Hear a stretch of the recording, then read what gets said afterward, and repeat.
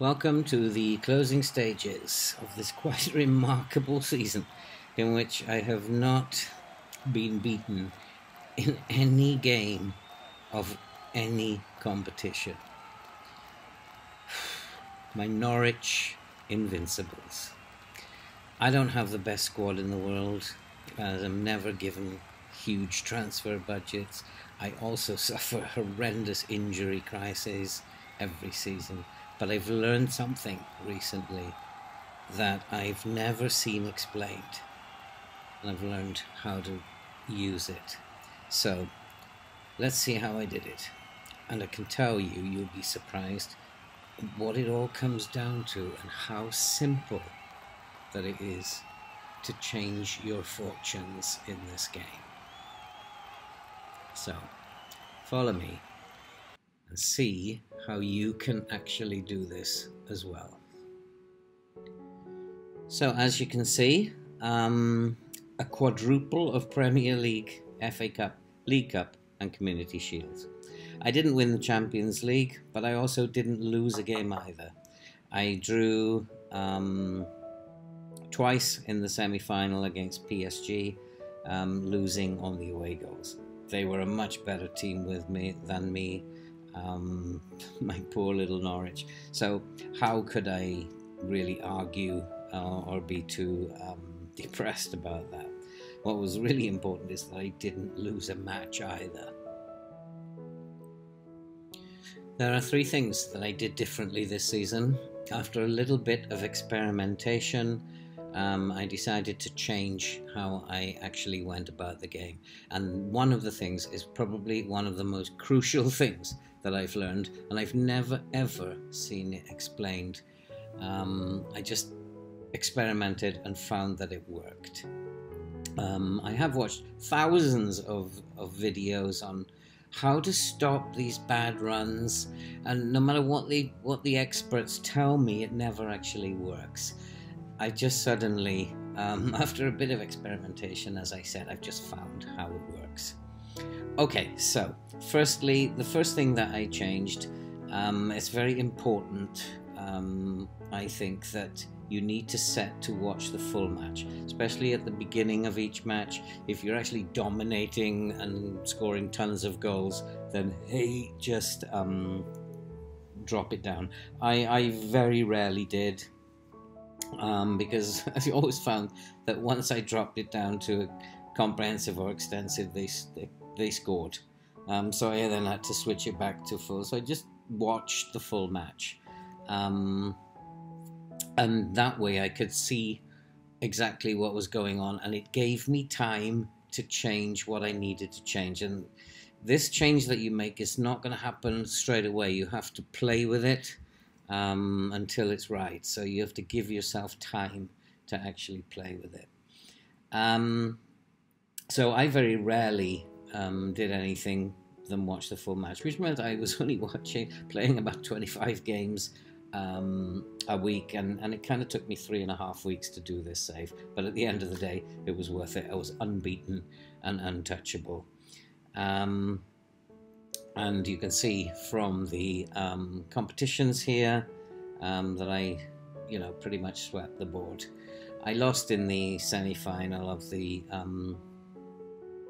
Champions Cup, but they were a better team than me, and I'm not going to argue with that.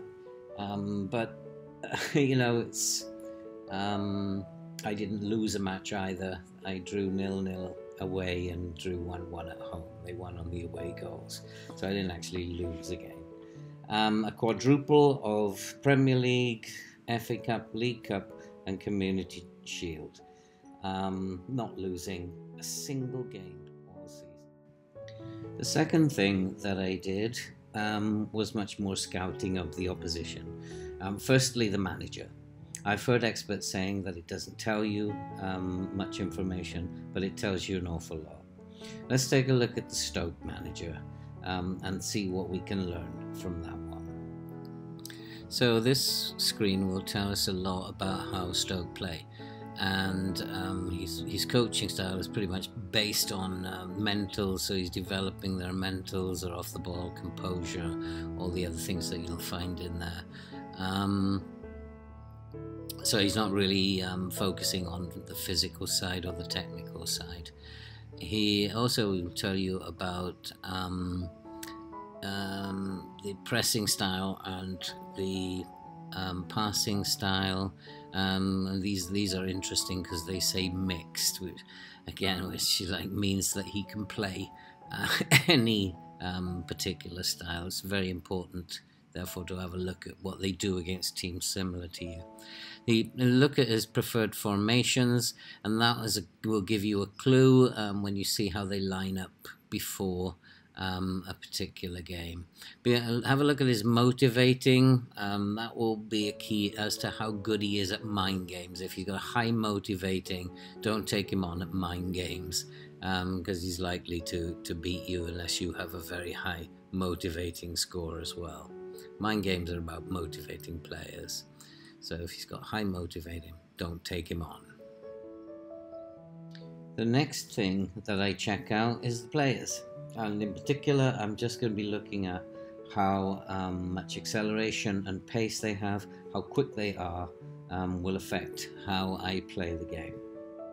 And then thirdly, I check out where the assists come from, where I can be more open and where I need to be much more secure. When it says in the manager's profile that they play mixed playing style and mixed closing down, I'll watch 2 games against similar teams to mine to see how they approach the game. Mixed means that they can play different styles. And the third thing that I do is what I have learned and experimented with in a different save before coming back to play this season. And it can be found in your tactics and team instructions. I'm sure that you've been on this amazing run and then suddenly you lose for no reason and go into these really bad losing streaks. Have you ever noticed at the time that the team you play against, they're playing against you around about 300 miles an hour and you just go into this mad panic because you can't cope with them at all? Yeah. Have you also noticed that at these times that your AM is telling you we are misplacing too many easy passes? It's this that you have to focus on, and this what has never been, I've never seen it adequately explained. Now I've figured out what it means. So let's go and take a look at my tactics screen. My tactic is a defensive, narrow, short passing game. So I play narrow with short passing and a very slow tempo. But I'm guessing that this will work for any tactic or any style of play. You've simply got to stop your AM telling you that you're misplacing too many easy passes. If you are dominating and can't score, that's a different story. If they are defending, try dropping your line or going slightly wider, but not too much, or you're just going to see that we are misplacing too many easy passes messages again. You can also change your shape and mentality, and this also might sometimes solve the problem. There are tons of videos out there to help you with this. Being in full match gives you the time to experiment with all these things. But when you are being dominated, this is when they are pressing you hard. The players at this time need to offload the ball quicker. So you need to raise the tempo, which means they will pass the ball on quicker. This means that your players are passing quicker, and now your passes are missing their targets. You then need to adjust the width until you find the combination of width and tempo that gives you the ball back. This sometimes can take a little time. Be careful at halftime. Watch for changes in the opposition tactics. More attacking formations, and especially pushing the fullbacks up. And this is always a red flag. I was coasting against Huddersfield. I was in comprehensive highlights because of that, and I didn't spot it. I was 1-0 up. They changed, and by the time that I found the combination to stop them, they'd already equalised. I found it with 10 minutes to go, and despite heavy pressure, they hold on, so be very wary at half-time. For years, I thought the game was just rigged, scripted, or whatever, but it's just a puzzle that you have to solve. And I always wondered and tried to find out how to stop that misplacing too easy passes messages. I'll do the same in the next season and see what happens, although I doubt I will get these kind of results again. Try it out and good luck. Happy playing, and now I'm off back to doing more of my normal stuff. Keep smiling and keep playing.